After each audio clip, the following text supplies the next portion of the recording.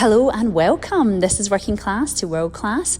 But before we go any further, I do have a little favour of you. If you could hit that follow or subscribe button, then that would be a massive help. Thank you. In this episode, be prepared for a brave story from an awe-inspiring lady who talks about an unstable childhood, a breakdown in relationships, and bullying at school, all of which now fuels her need and want to help others achieve their best selves today. Breaking through the barriers of adversity. I'm Lynn Lester, and this is Working Class to World Class. So, Jodene, really good to catch up this afternoon. Good to see you. Really nice to meet you finally as well, Lynn. I know, the thing is, when you meet people on social media, it's like you feel as if you know them, but you totally don't. I know. It's really weird, isn't it? So for everyone tuning in, I like to sort of start and give a bit of context about who you are and what you do. Yeah, so my name's Jodene Van Lienden. You can tell by the surname that I'm not British. I'm half British, half Dutch. I was raised in the Netherlands. I moved there when I was about 5 weeks old. And very unusual life, I suppose. I came back to the UK when I was about 11. My parents divorced and separated and travelled all over the world, was taken to Australia, etc. And a lot of challenges while I was growing up, you know, so, and I left home very early and got into work pretty quickly. And I really then just worked so hard, you know, I loved working. I found that I had a niche in what I did, and then I just travelled the world with doing that. So, and now I'm the CEO of my own business, running Open Mind Consulting, which I absolutely love. I'm working with incredible clients. And a very different life, I think. Okay, well, we are going to dig a bit deeper. I mean, I think there's something got to be said for being a CEO of your own destiny, isn't it? Like, it's yours, so really it's all on you every single day of life, which is, I'm sure, quite a lot of pressure. It is, but I think with the roles that I've had, Lynn, and working in predominantly a male-dominated environment, it's really equipped me with the skills and the expertise to kind of navigate most situations. You know, I love complexity. I love going into organizations and, you know, finding the problems and identifying solutions quickly. And I really thrive on that. You know, I am a high achiever, but have crippling imposter syndrome, have had that my whole life. I think lots of us women do. But I think the roles that I've done and the people that I've worked with and the cultures and the diversity that I've explored and experienced as a result of what I've done has really enabled me to, you know, set up a very successful business. Amazing. Well, I mean, I think the whole big thing about Working Class to World Class is that kind of grassroots story coming from kind of harder knocks and then how you build yourself to be what you are today. So let's go back then in time to where it all began. So you talked about where you were from, but give us a little bit more context of like where you were born and your kind of family setup. So both of my parents were raised in Africa. So my mum was raised in Zambia. Her father was a mining captain in Camborne, Cornwall. And my father was raised in South Africa, and his father moved out there when they were very young, had lost everything in the Netherlands, and he literally started from scratch, took himself through university and ended up being an executive in Anglo-American. So they made themselves very, very successful. But then when my parents took me to Holland I was 5 weeks old, so it would have been 1980.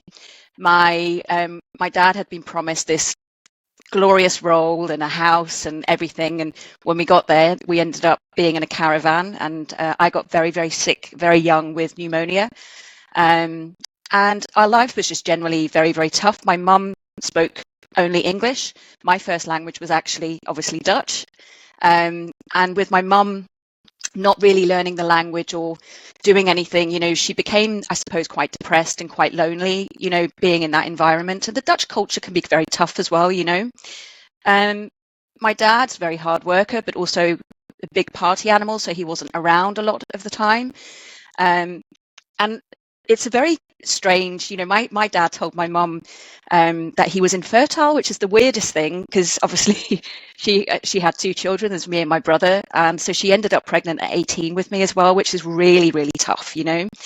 She was at college at the time. She wanted to become a secretary, and she had her own career aspirations, which were really cut short because she didn't realize she was pregnant with me until she was 6 months along. So it's a really, really tough journey for her, which has made our relationship very tough. So I actually don't have a relationship with my mum, which is very sad. But that, I suppose, we were in the caravan, and then we were moved into some housing. We were in a flat, and both of my parents' parents actually come from quite good backgrounds. So I suppose this was all really quite alien for both of my parents, so we were brought up quite conflicted because our grandparents were very, very affluent, on the Dutch side, came from a very, very good family. They were living in Saudi Arabia in palatial housing, and, very, very contrasting two sets of families, But I think that's given me a vision very, very early on in life as to what I want my life to be. And I knew I didn't want it to be what it was. So my father, he had an affair, and my mum wanted to take us as far away as possible from the Netherlands and took us to Australia because that's where her mum was. So we then ended up in Australia. I absolutely hated it because as much as my dad is a total rogue, I was always very close to my dad, And then, when we were in Australia, I absolutely hated it. I have a major fear of spiders. The first day we got there was a bird-eating spider in the corner of my grandmother's house. And I was like, oh my God, this is not the place I want to be. And so we were there. We went to school there, and we were intending to stay there. But I was so miserable and so upset. I missed my dad desperately. And then we ended up going to Cornwall, where my mum had a brother, a schizophrenic brother, and bipolar disorder. And he lived in a 1-bedroomed flat in 3 Milestone. And we all moved in there. So there was my mum, my uncle, my brother, and I, with a very, very ill schizophrenic uncle, seeing, Jesus at the window and the TV's talking to him. And it was very, very hard for us growing up, witnessing stuff like that. And it got to the point where it just wasn't feasible anymore. So we ended up totally homeless. We were in a 1-roomed bedsit. And I would have been probably about 11 at this time. And then finally we were given some housing in a place called Penryn, which is also in Cornwall. Now, I was 11 at this point. I still would have had a bit of a Dutch accent, and I started high school, and that was a really tough experience for me as a Dutch person, or perceived Dutch person. So that took me to high school. So that was really hard. I was bullied terribly at high school, and that toughened me. My mum was a very, I don't want to say weak person because that sounds quite cruel, but she was a very sensitive person, and she didn't have a lot of strength in her. She was a part-time cleaner, and she would have got benefits. And I remember her having to go without on many occasions, so my brother and I could eat. We had 1 pair of shoes a year, and, maybe longer. And that was all we had that had to do for school, for play, for everything, not like kids of today, certainly not like my daughter. And then I was bullied for many years at school because of, my being Dutch, and obviously all Dutch people are prostitutes, and I was an 11-year-old being called all these awful names, and then it started becoming physical then as well. So I took some time off. I had to take some time off school. We had police involved, etc., etc. My mum wasn't incredibly supportive, and at 16 I moved out. So it was the best thing I did, because I went and got a job, and as a litigation secretary, and I enrolled in a couple of NVQs and stuff, and I did my GCSEs. I aced them. I've always been quite a high achiever, very quite naturally, so I'm quite lucky in that sense. Unlike my brother, who's also an incredibly high achiever but has severe dyslexia, so we had all of that going on in the family as well. And then when I moved out of home, that really helped me develop that independence, But I found a strength when I was in secondary school. When I was followed home one day when I was 14, and I had 4 months off school, and I felt desperate. I didn't want to be in the world. I just didn't want to be here anymore. When I went back, I saw the main instigator, that bully, and I found a strength in me, Lynn, that I don't know where it came from, but it was a strength that said, I am never going to be made to feel like this again, ever. Yeah, so that's a bit of history, a bit of waffling on a bit, sorry, but yeah, it's complicated, my Oh, life. I mean, the thing is, like, I even sit here and I think, God, how do we even start to unpick this? Because that is like it's not just one or two hard knocks you had to deal with. That's like a whole array of them. And so I guess to sort of maybe navigate this a little bit, what I would love to do is sort of get in behind the mindset of how a lot of these situations felt, because I do fundamentally believe that what we become today or who we are today is often born out of the way we were brought up or things that happened to us, for the positives and negatives. So, firstly, when you had to move to Australia, how old were you at that point? I would have been about 10 years old, so quite young, just before secondary school as well. So, my Yeah. whole schooling system had been in Holland. My friends were in Holland. My life was there. Absolutely. And the thing that kind of feels a bit alien, isn't it, is like if your parents were quite well off, and they obviously clearly didn't support their kids. Then they clearly didn't.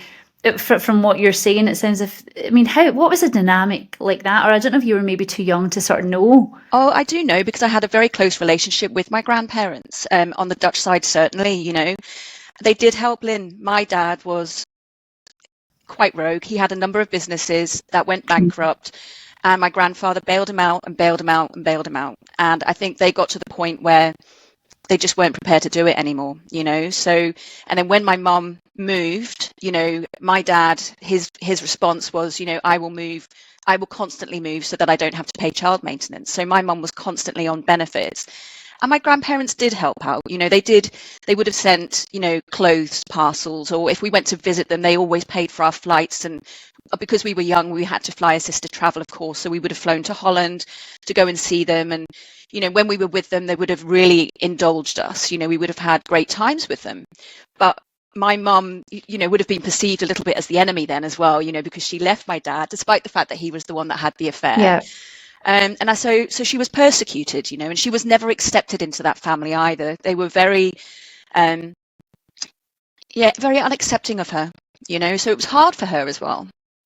Yeah, and I guess as a kid, that's really hard to see that, because no matter what your parents do, no matter how good, bad, indifferent, they're still your parents, and everybody just adores the person that kind of brought them up. So I guess, was that quite hard if you were kind of aware of that, to see your mother maybe not being accepted?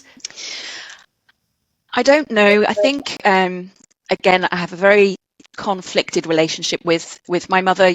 She's not always done the best thing, or things for her children. I don't believe she's always, and again, it comes down to strength. There's not a blame. I don't blame her at all. I have total forgiveness, but I don't think she was strong enough to stand up to them. And I think seeing how strong they were as people, and again, a lot of that is cultural. I aspired to be more like them, and I did probably perceive my mom to be a weak person.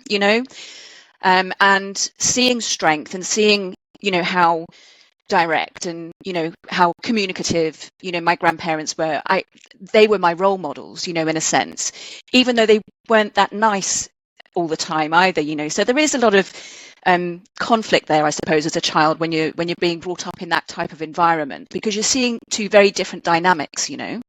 Yeah, absolutely. And I mean, I think the thing as well, anyone tuning in has got to remember you're talking about the lens of a child. So everything's through the lens of a kid. So you're not, as an adult, you can rationalize it. It makes Absolutely. sense. You have sympathy, but at the age that you were, you only see what you can see, and so you don't Exactly. really understand what's kind of going on, I guess. No, exactly.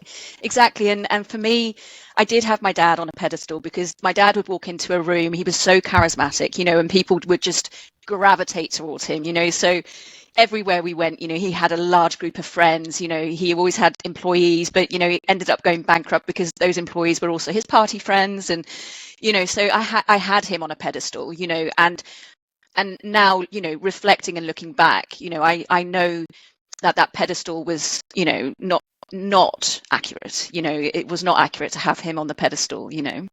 Yeah. Did you ever, again, as a child, Did you ever resent your mum when she moved to Australia, like away from, although your dad had left the family and all of that kind of stuff was going on, did you still have that sort of resentment to your mum? I did, yeah. I blamed her for a lot of it. I blamed her for taking me to Australia. I hated Australia, even though I've still got family there. But it was the circumstances. It's not that I hate Australia. I hated the circumstances that I was in. And I did blame her. Yeah, I did. Yeah, I mean, I think that's really natural as well. As you would say, through the lens of a kid, things are not always rational. And so, that obviously sounds like really quite hard, moving away from your home where I imagine you had some friends, moved to Australia, you don't like it, you don't like the situation. And then when you moved to Cornwall, you stayed with your uncle. Now, I mean, can you just describe what that was like if you've got a relative that is schizophrenic and you're in the house? It's terrifying. I mean, the situations you'd find yourself in, like he would see witches, he'd be boiling onions in the bath, and I mean, the weirdest things. And when he was then in hospital in the psychiatric units, because we didn't have anyone else there, my mum used to take us, and I remember going into those units, and this was back in the 1991, so very different to, I suppose, what it would be today. I don't know. Thankfully, I haven't been into one, but it was frightening, really frightening, and my brother is younger than me. My brother's 3.5 years younger than me. So, for him in those formative years as well, I imagine, well, I know I have a very close relationship with my brother, it would have had an impact on both of us. Very sad, very frightening. And I think you worry. My mum is she's one of 5 children, and out of those 5 children, all of them, with the exception of her, have had a mental disorder, and 2 of her brothers have committed suicide. So it's rife in the family, that mental illness. So as siblings, my brother and I have always worried about our own health. Thank goodness we're both very good. But as parents, we worry about our children, having come from that and seeing the level of degradation that exists when you are battling with that level of mental illness. Yeah. Geez, I mean, that's a hard pill to swallow, isn't it? Not just one, but 2 siblings that have taken their own life. And it sounds, it was out of their control. And I think in those days, that day and age, you didn't really get the support that you needed the way you would now. Like you mentioned mental health, and it's like you're given pills or you're taking off work, or but you do get support. I'm not demeaning it at all. And so when you were kind of there, like I'm just, again, it's more of an education because I've never been in that kind of environment. Although the bullying at school for sure, which we'll talk about in a second. But what goes through your head? So you said you're frightened. Like, you feeling sad? Are you like, what other kind of emotions is sort of boiling up? Well, when I say frightened, like, we weren't frightened for our lives or anything like that. Yeah. Like our uncle was, when he was well, he was great fun. He is a good man. He's still alive. But I suppose it's that fear of, is this going to happen to me one day? Or, and also a slight embarrassment, if you've got friends coming round or anything, you don't know what's going to happen. It's erratic. You don't know what's going to happen from one moment to the next, and you could just, like I said, be sat there and he'd just look at the TV and start talking to the TV and say, can you see that? And we're like, no, we can't see it. And you do question your own sanity, when you're going through that almost, and then, yes, terrible sadness, sadness because, again, my brother and I have been taken away from the country that he was born there. We've been taken away from the country that we were raised in, went to school in, had our friends, our family, etc. And then, to a point where we're seeing this level of illness, so there's sadness, there's embarrassment, feelings that are, sometimes I suppose you feel ashamed to even say that, but those are the feelings that we had, Yeah. And just that, I suppose as a child and now as a mum, I like to give my daughter so much inspiration, and like, let her be ambitious. The world's your oyster. You can do and be whatever the hell you want to be. I'm testament of that. But when you're that young and you're in that situation, it's really hard to see around the corner, you know. But I think it's those experiences that have given me the edge to really think big, you know, because I don't ever want that for me. I don't ever want that for anyone, you know, and I certainly don't want that for my daughter. Yeah, absolutely. It sort of builds that kind of inner strength and that kind of grit, isn't it? And so when, obviously you're going through like, it's literally a roller coaster of emotions through every other year, it sounds like. And then when you go to school, obviously you're in a school, it's a bit foreign, you don't really know anybody, and you talked about the bullying. So talk me through that scenario. Yeah, so I went to school in Falmouth, and I remember my first day really well. I was a latecomer as well because we'd come back, you know, and I was going to go to a different school, but for whatever reason, we decided that this school would be better. And I turned up, the big bow in my hair, and, you know, it was just a disaster from day one, you know. But I made two very, very good friends, and they're still friends today, lifelong friends. But during my time there, there were a couple of boys and a couple of girls, because I was Dutch, because I was different, they picked on that. And that went on from when I was 11 through to 14. I remember we used to have to get the bus from the lower school to the upper school. And everyone, I don't know why, but they knew that I had this terrible fear of spiders. It's the biggest fear of my life. It's terrible. And they brought in these dung beetles and told me they were spiders and threw them at me on the bus. And I remember falling and I hit my head. Yeah. And it was so bad. But I went back, and there were other people being bullied as well. And I could see that, you know. So I didn't feel like it was just me, you know. And I've always been a real advocate for justice. I would be the one, even though I was going through hell, I'd be the one that'd be standing up for people. You know, my friend Emma will tell you the first day she and I went walking with our dogs, someone kicked his dog, and I was right up there. Don't you dare do that, you know, little old 11 me. So I was always standing up for people in school as well. And then moved to the upper school, I think about 13, and then the bullying just continued, and 14-year-old girls, I think, you know, can be, my daughter's 14, and I think they can be very, very cruel. And there was this one particular day, and I've been telling my mum constantly about this, you know, it's going to escalate. I can feel it's going to escalate. They're threatening to beat me up. They're threatening to follow me home. You know, and on this one occasion that happened. So there was about 16 people. They followed me home, and it was cold, and I used to put my hands in my pockets and zip my hands into my pockets. So I didn't have my hands free to try and fight this girl off, because she grabbed me by the back of the hair and then physically assaulted me. Thankfully, I was able to kind of kick my way out of it, and then I got home. And when I got home, my mum was putting up curtains. She was a seamstress, as was her mother, who used to work for Laura Ashley. So she was putting up these curtains, and my fingers were bleeding because I was trying to get them out of my pockets. And I said, "You told me this would never happen, Mum, and it has happened."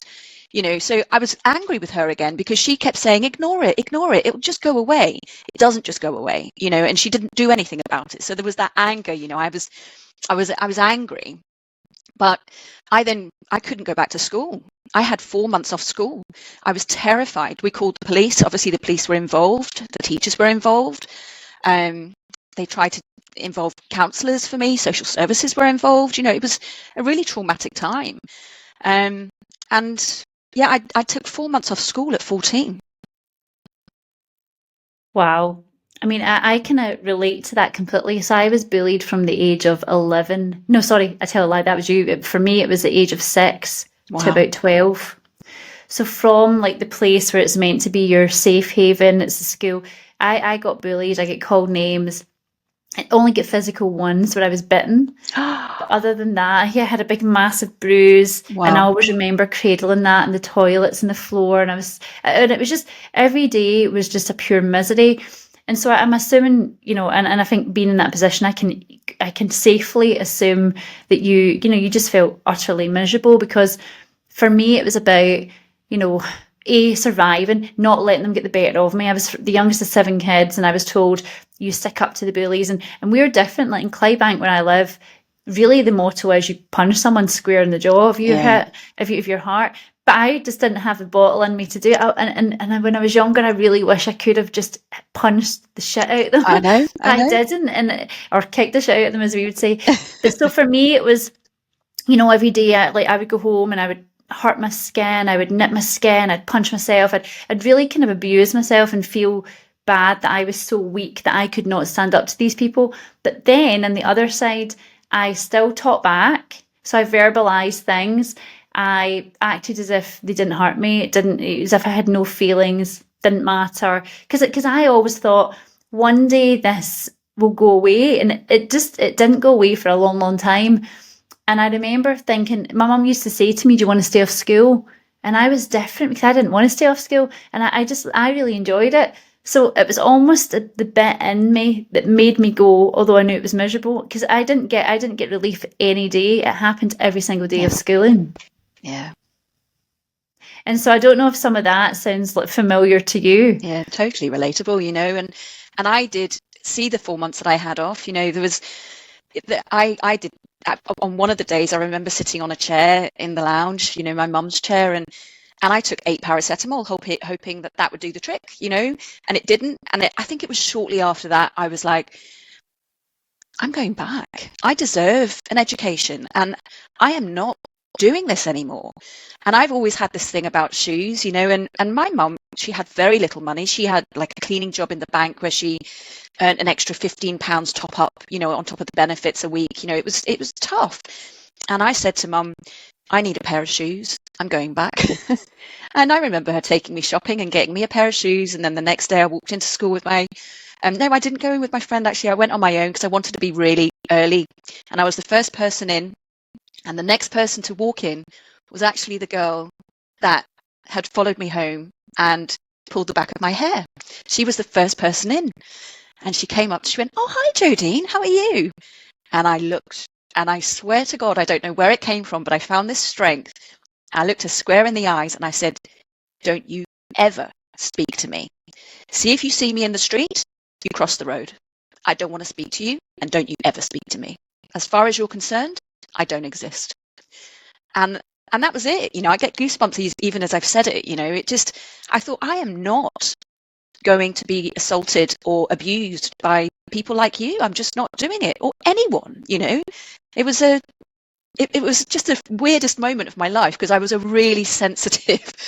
I'm short. I'm only 5'2". I was probably a lot shorter then. I was 14, and I don't know where I found the strength from, but it was there. Good for you. And did she then stop it? Was that Yeah. the kind of end of it? She never came near me again. I know, and then you think, God, why didn't I do that all these years ago? Yeah. But it does take something to just push you. Being Scottish, we can go from 0 to 100 in like a nanosecond. So I know the feeling. And so, you're going through all this. I mean, it sounds horrific, and it's not just it sounds. I know it's horrific. You can relate. After that, then, like you were saying that you're quite gifted because you're quite astute when it comes to subjects and whatever. So what were you into then? Like, I'm assuming you were pretty good at school. Yeah, I was, and I was pretty good at sport until I was about 12, and then I wasn't interested anymore. I wished I'd stayed interested in sport, but I didn't. So I love reading, and so academically I did 11 GCSEs. I aced all of them, pretty easily, and it's just so contrasting, because then when I see the opposite to that, with my brother who's dyslexic and has different challenges, but I did maths, I did English, I did literature, I loved art. I've always loved art, drawing and painting and everything. And so I think I did most subjects. I did Spanish, loved languages. I've always loved languages. And I did French. So yeah, I did. But I didn't get the chance to go to university, and I would have loved to have done that. I wanted to be a barrister, or a lawyer. That was kind of my dream. But, we wouldn't have had the chance to go to university back then, because my mum couldn't afford that, Yeah, and again, that must play again into the resentment. You're thinking, I'm good at all this stuff and I want to do all these things, but financially, and that's where it's wrong, isn't it? Where money is just pure evil, because you didn't have the finances, you can't pursue the life that you would have liked in that era. And I mean, there's nothing to say that you would have had a better life than the one you've got now. You'll never know. No. But I guess at the time you're like, this is just so unfair. Yeah, 100%, but I then took a different route. I went and started working for a law firm as a litigation secretary, and that's where I did, MVQs and things, like probably not even recognized today. But yeah, I loved that. And then I weirdly segued into BPO, business process outsourcing, and contact centers. And that's where my passion and that's where I really found my leadership style, and that I loved working with people and I loved leading people, and that's where my contact center industry started, experience started in 1999. And so when you left school, obviously it's not just a case of leaving school and getting a job. You had left home by this point. Yeah. So how did that sort of play out? Because I can't imagine nowadays 16-year-olds surviving. Maybe they could, but I'm talking maybe from me, because my parents died and by the time I was 19, I had lost both my parents. Gosh. So that was kind of different. I was in a family home. But what's it like leaving a house and living on your own at 16?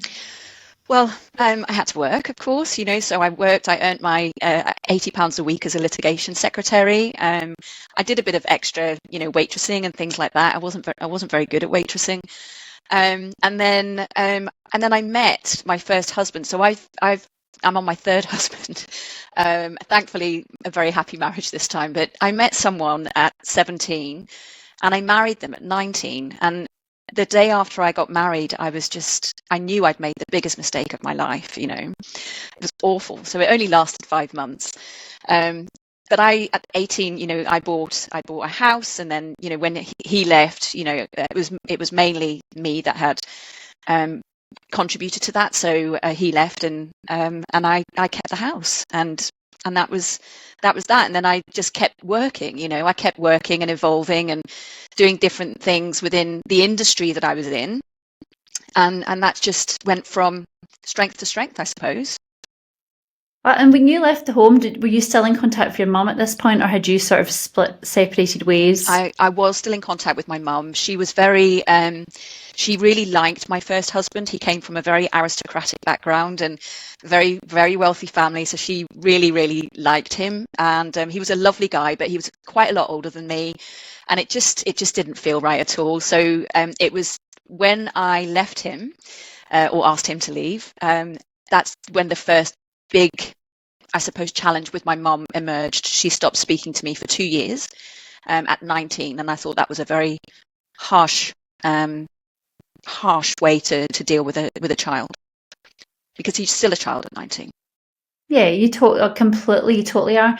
And so when you left, one thing I'm sort of wondering is, when you were 16, how did you get your first house? Was that like social housing, or who gave you the house? I rented a place in I think it's Woodbank Crescent in Falmouth, and it was literally like a studio apartment, and it had a galley kitchen, a shower room, and a bed.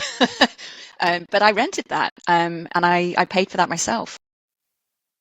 I mean, that's pretty admirable, and and I guess it sort of shows the kind of grit that you had, even from a really young age. Obviously, from that kid that told the girl never to speak to you again, that's when you sort of, I guess, you found your voice, and then you've then left, and wow, I mean, it's just remarkable that by that point, a 16-year-old, I'm surprised that you were still as motivated to do it, because after everything that you'd been through, I can imagine it would have been very easy to have went the other way.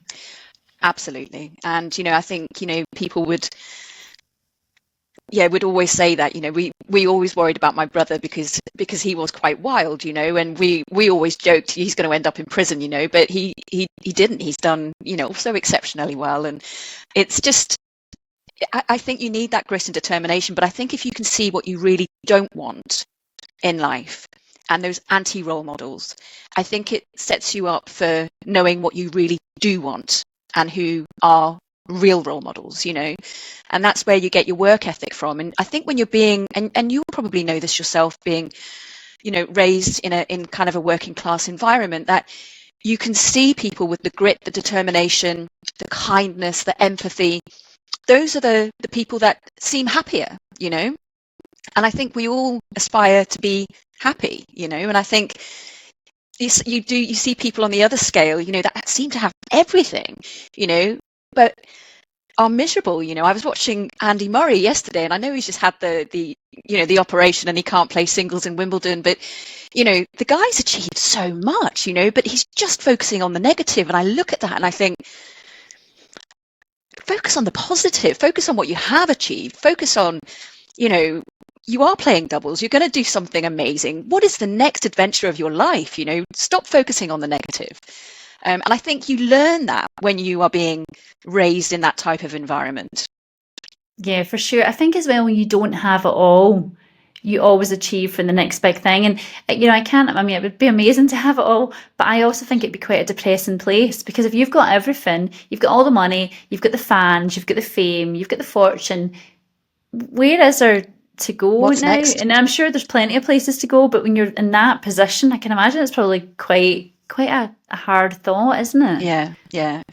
Yeah, I agree. And I think, I don't know, I think maybe then people need to attune to kind of what can they do to impact the world more positively. I think if you are, well, not just if you are in that position, any position, I think it's important that we share our stories and share our experiences, because they will help others. Yeah, no, absolutely. And that's the reason this podcast exists, to really, really help people. And so I guess to sort of tail off the end of your story, because honestly, I just think it's remarkable.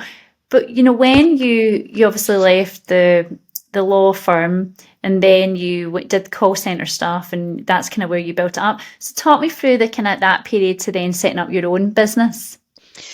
So I've worked in contact centres since 1999, like I said, and then I was fortunate to move about the world a lot. I landed a job in South Africa in 2006, and I always worked with predominantly men.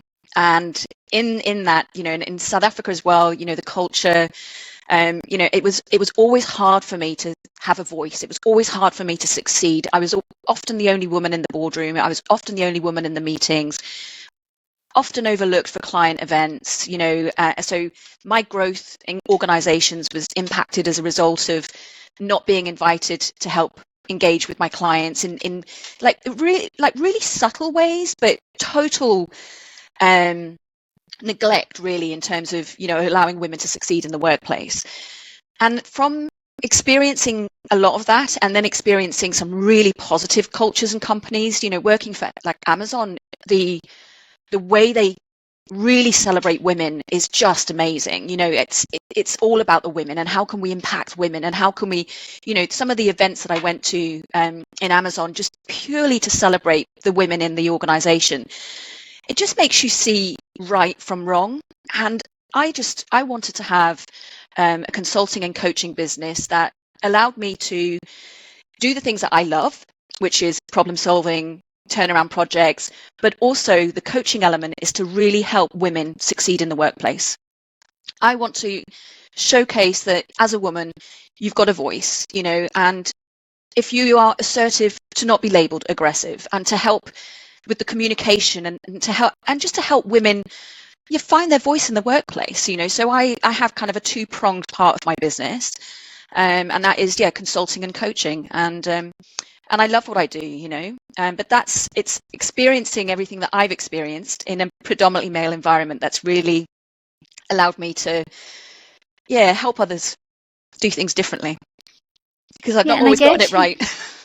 Well, who has? I think the thing is as well, it's seeing the world through a different lens. Like, you've experienced it all in so many different ways. You've seen illness. You've probably felt abandoned at times. I can imagine all the sort of things that's going through your mind.